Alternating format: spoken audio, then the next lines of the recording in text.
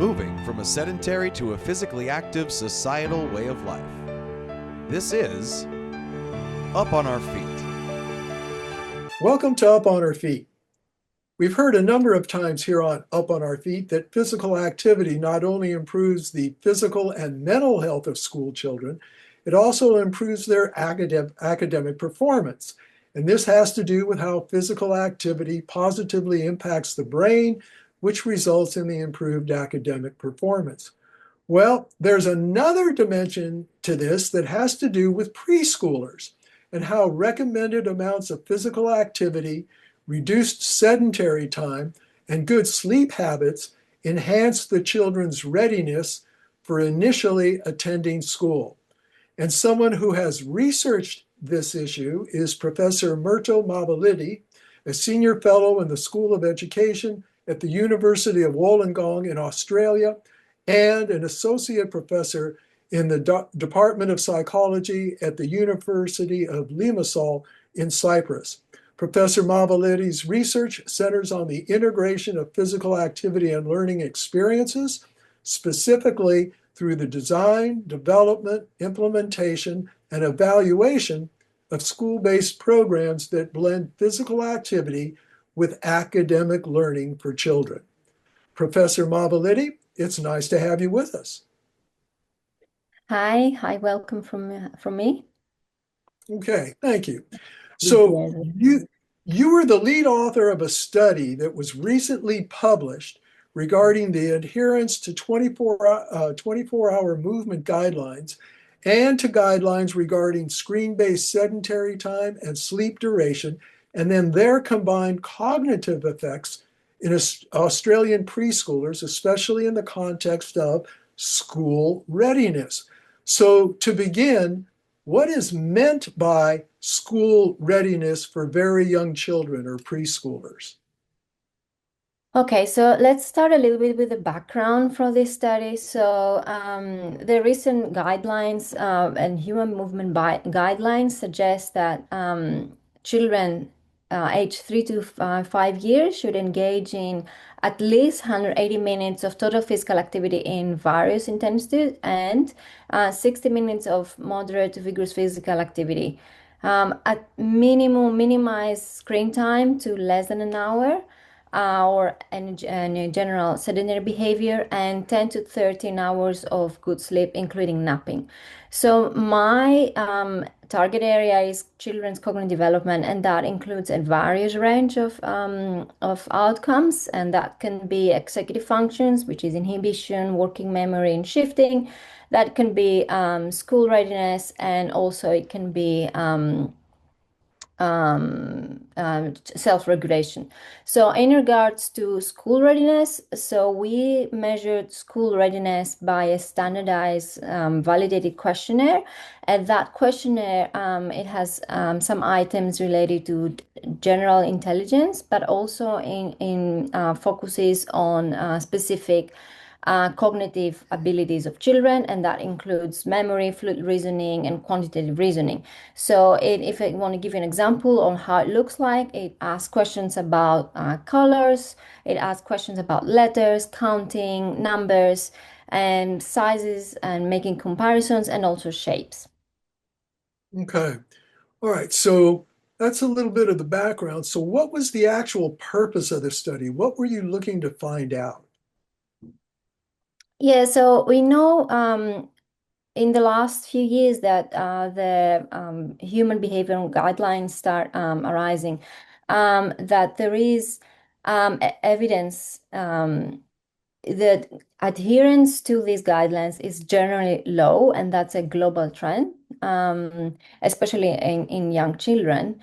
But we know that if we adhere and we comply with the, or trying to have our children complying to these movement behaviors, there are some very good indicators of health perspectives, and that applies in several different domains. That could be higher quality of life, social and cognitive development, less behavior and emotional problems, less adiposity, and better bone and skeletal health. So my area is, my background is educational psychology. So I was interested in seeing how adopting these good habits of these three areas, which is sedentary and screen time, physical activity, and sleep, has or not has an impact on children's cognitive development. And we wanted to target that in Australian preschoolers. Okay. So with your study, you took an integrated approach, physical activity, screen-based sedentary time, and sleep duration to look at school readiness for the preschoolers. Why did you take an integrated approach with all three of these? So in the last few years, what happened was research usually to focus on one behavior of another. So it used to be physical activity or sleep or screen time. But what the research on, even from World Health Organization, which is the one we followed, but also research led by Professor Tremblay and Professor Oakley, Tony Oakley in Australia, showed that is these behaviors in combination and not in isolation that these behaviors are interrelated to each other. So if I don't sleep enough, then this has an impact on the physical activity. And if I spend way too much time on screen time, this can also have an impact on my sleep time, and this can also have an impact on my physical activity. So we need to start looking at this behavior in combination and not independently, and see how they can impact children's cognitive health. And that's Okay. what we are trying to do.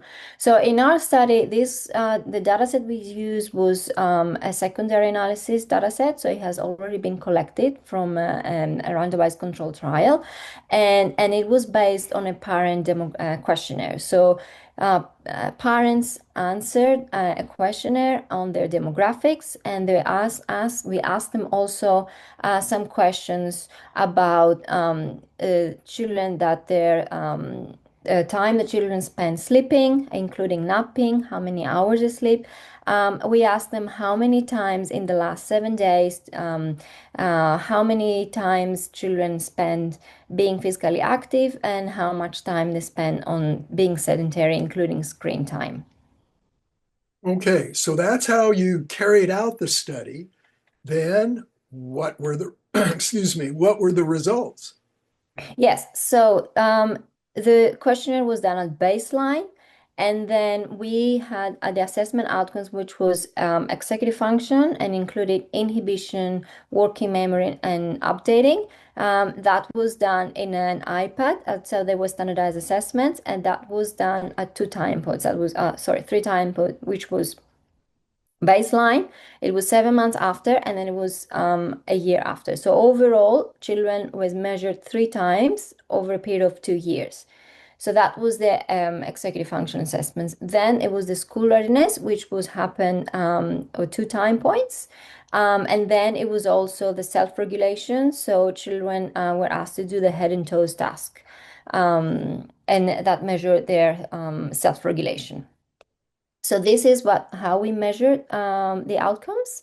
And what we found was we found that children who, and we actually wanted to relate that, we wanted to see how this responds in relation to the adhering to movement guidelines. And we've done that in isolation of movement behavior. So we want to look at if physical activity only has an impact on, or an association, we can see in associations on executive functioning, self-regulation, and school readiness, or every outcome together and all of them together. So we look at different dimensions. And what we found that children who were complying with the physical activity and were meeting the physical activity guidelines had higher school readiness scores at 7 months and after a year of follow-up. And also had the better executive function scores, particularly in relation to cognitive flexibility. And that happened also at 1 year follow-up. And we also found that the children who adhere to the sleep guidelines, they also had higher flexibility at 1 year follow-up.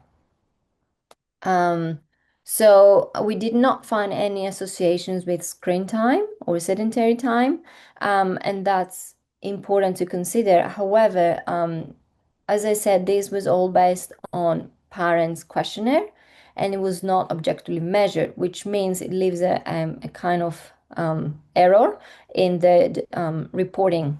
So parents may sometimes underreport or overreport the amount of time the children spend in these activities, and therefore then we there was no association that we can find with. Okay. So you talked about how you took an integrated approach to with your study, but there was also a major focus on the physical activity guidelines and academic success.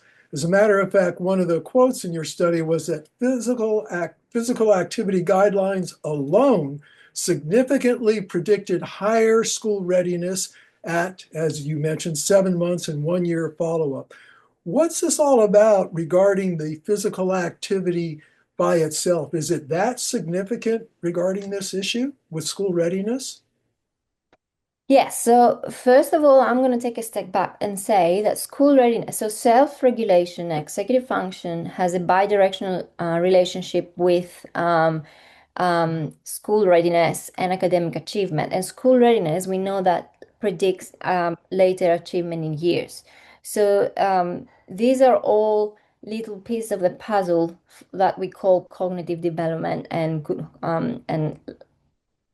they can predict later success in school and in life. So we know very well, and there's a lot of established research that physical activity actually helps cognitive health, children's cognitive development in all of these areas. Um, and I know very well from my research as well that I've been working on several years on trying to implement programs that include physical activity during learning. That physical activity is a very good predictor and indicator of children's academic achievement.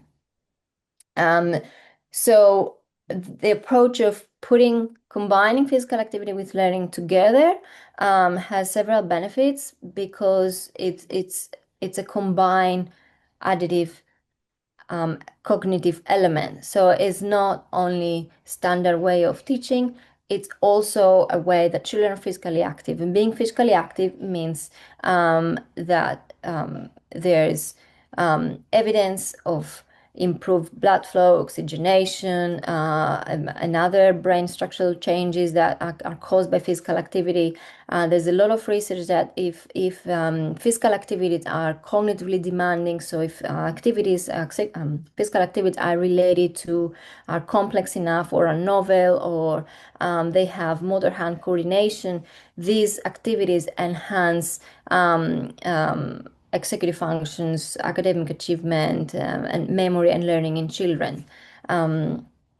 So we know this established. This has already been established. Physical activity is certainly an indicator, a very good motivator, a very good reason to have and have our children to be active for several reasons. So it's not only the physical aspect, which is what most people know, right? That okay, being physically active is good for our body.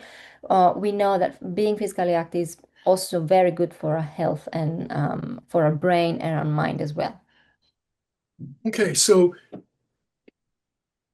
if physical activity is, we know it's good for the kids' health, adults, everybody's health. But what you're talking about now is really how physical activity positively impacts the brain. So from both physiological and neurological perspectives, which by the way sounds like this is a body-brain integrated process, what's happening with the child's body and brain regarding the physical activity to produce this school readiness results? How does the physical activity impact the brain? What's going on here? I'm not going to go too much further on the brain structures because I think there are colleagues more like into this Uh-huh. expertise area. And I'm happy to refer, there's Professor Chuck Hillman. His research is very well known. I'm sure you and others. Dr. Kik Erickson, a lot of people really focusing on the structural brain changes. So I'm not going to go into much detail on that because that's not my area of expertise. I'm more into the educational background. I'm more on the educational point of view on the school readiness. But what I can tell and what I can definitely has experienced, have seen is through these programs, it's not only children are active, children are also happy, they are more motivated. And we know that also has an impact on learning. Children see it as a game. Learning it's a game, is a teaching activity. The games are age appropriate. They also include social skills because they can be done in pairs.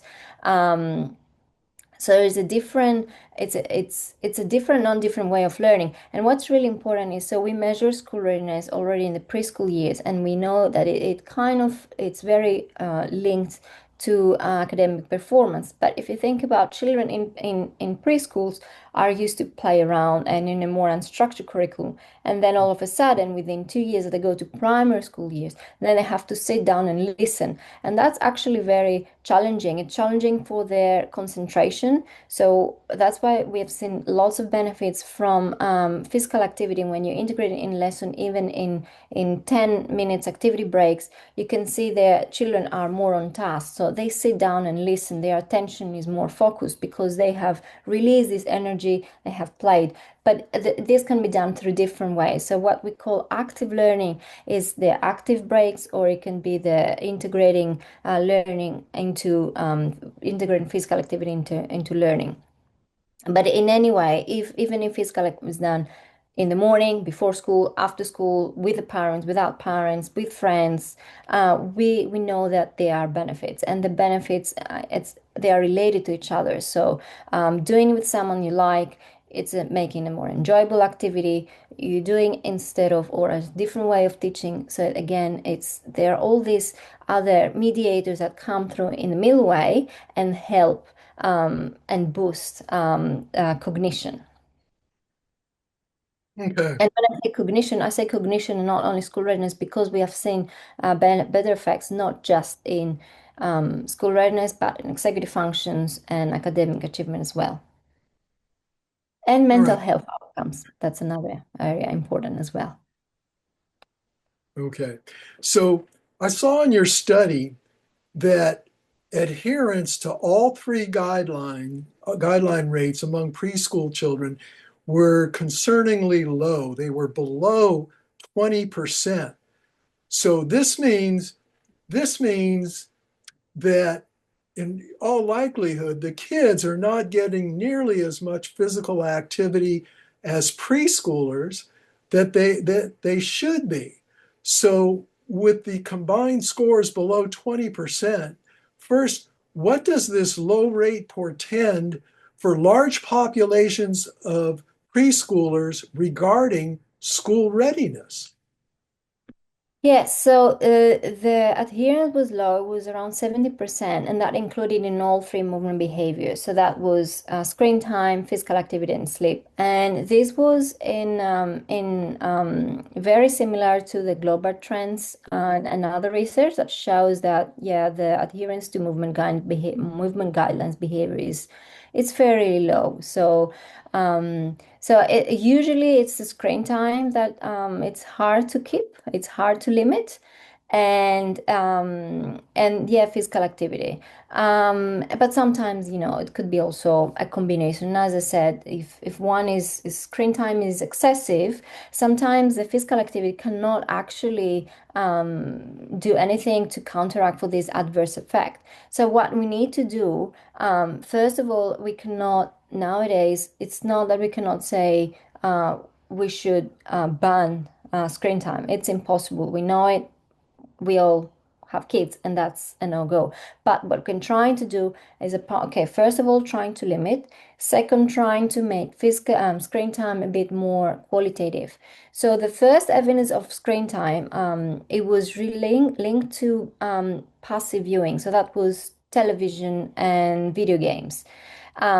But latest research on screen time that actually look into the different types of content of screen time has shown that it's not only black and white. So yes, excessive screen time can have negative effect, but there are some type of screen times that can actually have positive effects, boosting children's creativity, boosting children's learning outcomes. There are some educational type of screen time. So we really need to be looking at the quality of the screen time and focusing on that and not only for the amount per se.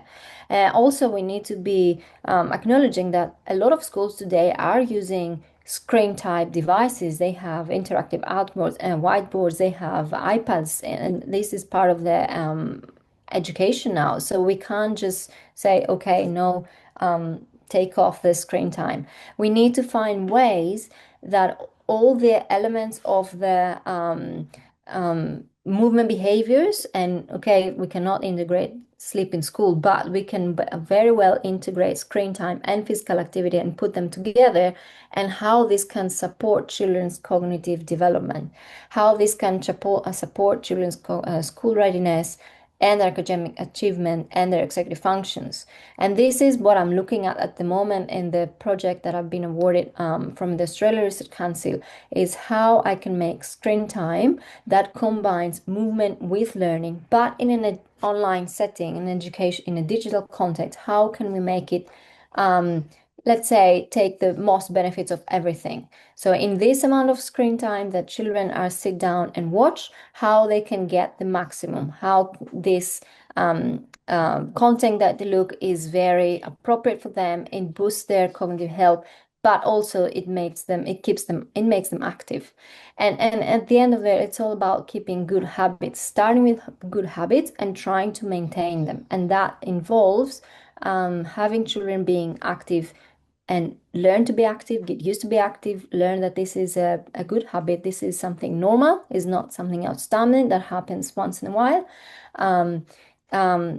Use the screen time, but use more educational and less entertaining times, or we can combine having activities that they are fun, but are also learning something, and then also include the good sleeping time. So trying to reduce this, and then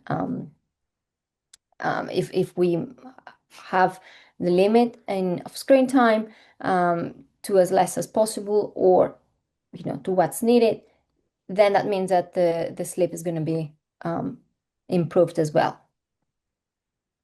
Okay. So going back to the issue with the school readiness scores being really concerningly low, and this is regarding physical activity and the screen time especially. We know that the parents are working, they're raising kids, they're so busy. It's tough to make sure their kids are getting enough physical activity. But we know that the schools, and this is worldwide, are not offering nearly as much physical activity as they should to their students. So this being the case at home and being the case in the schools, what does this portend for large populations of students year after year while they're in school? Yeah, so first of all, the adherence rates that were low were related to the movement behaviors, not to actual school readiness. So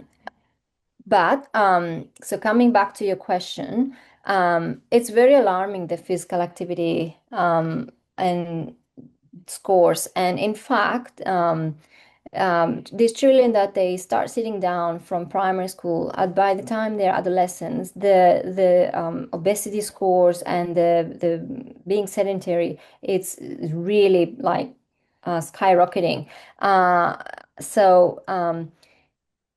There are different ways of trying to maintain children active during school time, and some of them includes, as I said before, the active learning. So that can be active breaks or physically active breaks. So that could be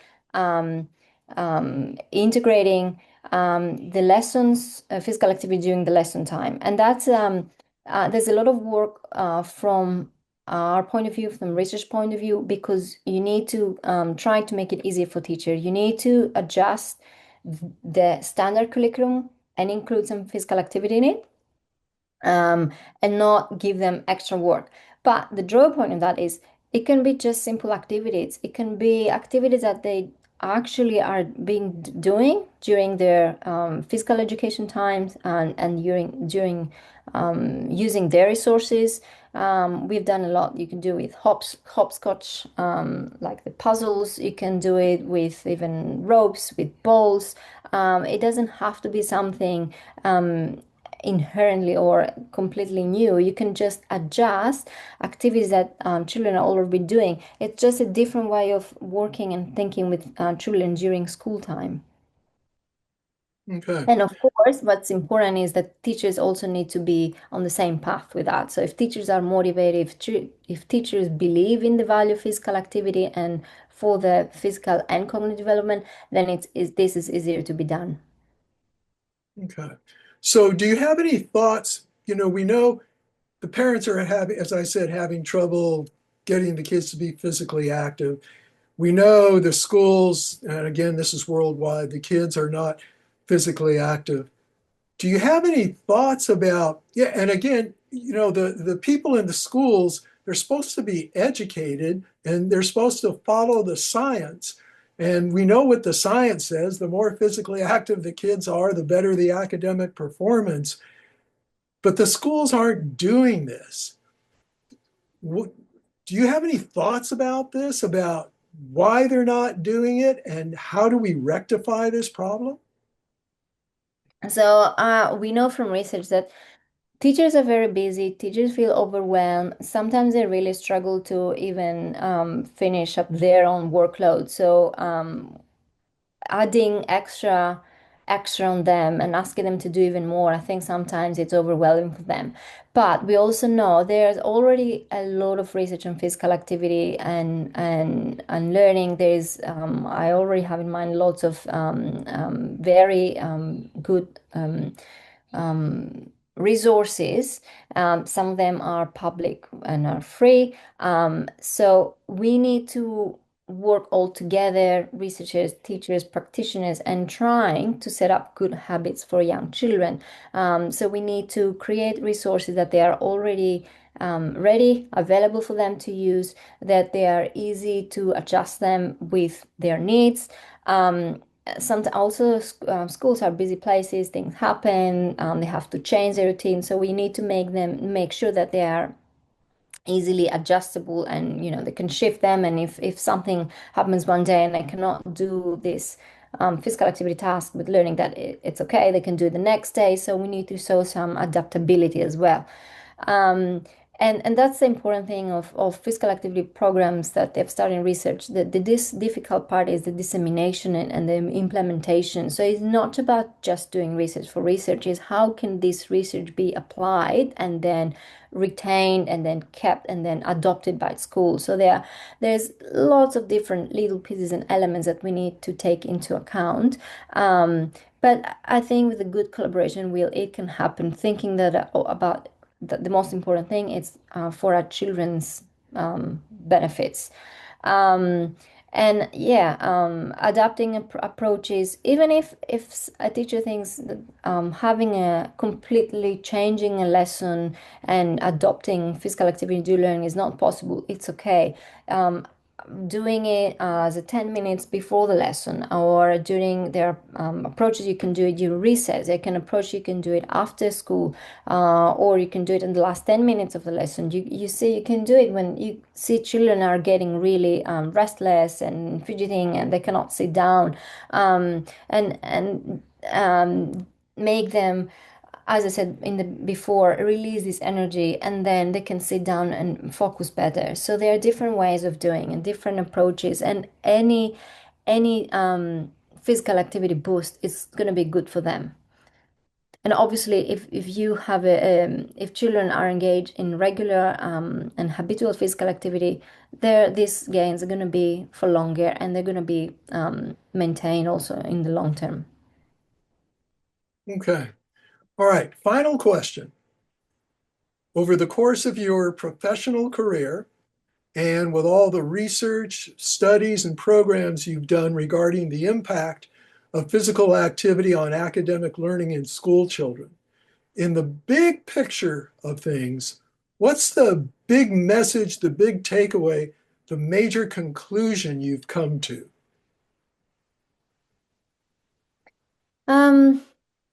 I believe that even as much as we try to, and that applies for children and adults, to enforce someone in these healthy habits and, eating better, sleeping better, being active, if this is not inherently coming, if this is not coming from us and understanding how it comes, it's very hard to convince someone. And if it comes, when it comes to children, we adults need to be the role models and examples for them.